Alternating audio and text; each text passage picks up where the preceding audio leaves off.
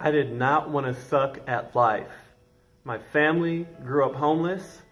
We lived in shelters, we lived in churches, we lived with drug dealers. Wherever we could, we went to food pantries. We shoplifted because we didn't have clothes and food.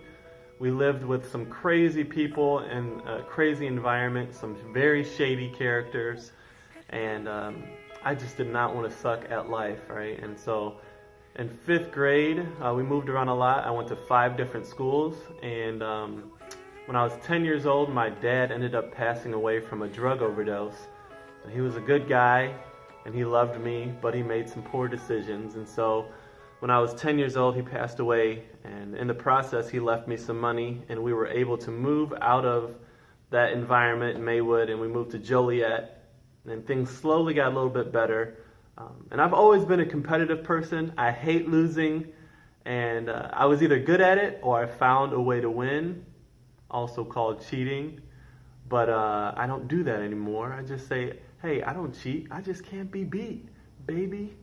So anyways, I developed this fear of failure because of all the things that I had been through in my life. I just didn't want to come through on the other side and then just suck at life, right? Nobody wants to suck at life. And my junior year going into my senior year, we were at a Pentecostal church, and so we went to a Pentecostal summer camp. And there you have like 2-hour-long sermons and then 2-hour-long altar calls, and everybody's doing it, or we're doing it longer. And so I was up there crying and praying my heart out about this fear of failure, and just giving it up to God. And a friend of mine named Phil came up and he laid his hand on me and he started praying with me. And so we're up there crying together. And when I was done praying, I looked up at him and he goes, "Man, dude, that felt so powerful. What's going on?"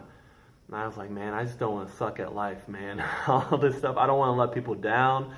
You know, I'm dealing with I just carrying all this weight on my shoulders of being a failure. I just do not want to fail at life."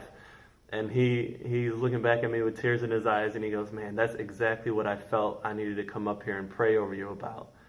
And in that moment, I felt the Spirit just come over me and start releasing this fear of failure. Start helping me through a long process of giving that up to God. And there's also a scripture that helps with that in 2 Corinthians 12. And starting verse 9 says, "But he said to me, 'My grace is sufficient for you, for my power is made perfect in weakness. Therefore I will boast all the more gladly about my weaknesses, so that Christ's power may rest on me. That is why for Christ's sake I delight in weaknesses, in insults and hardships, in persecutions and difficulties. For when I am weak, then I am strong.'"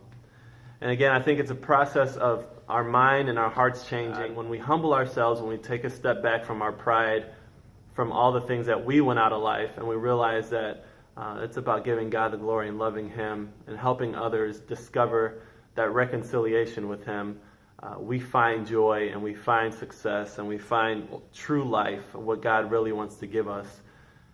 And so I have this tattoo right here, Plucky Duck. He is a Tiny Toon version of Daffy Duck, and above him it says God-fearing. And so I have that tattoo because I used to have a huge fear of failure. And if I'm going to fear anything, if I'm going to have that kind of respect and reverence and awe for anything, it needs to be for God, because He holds everything together. Without Him, none of this matters. Without Him, nothing is held together. He provides and He takes away, and He's the one who's in control of that. And when I live my life for God and I live my life for others being reconciled to God, I find true success and true life. And so that's why I have that tattoo. It reminds me, of course I'm going to have failures in life. Of course I'm going to have fears, and I'm going to have worries. That's our human nature. But with God, all things are possible, and I give my life to God. So that's what that tattoo helps me remember. So next week I'll be back with another tattoo.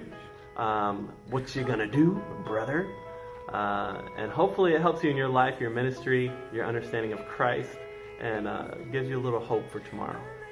P to the E to the A-C-E out.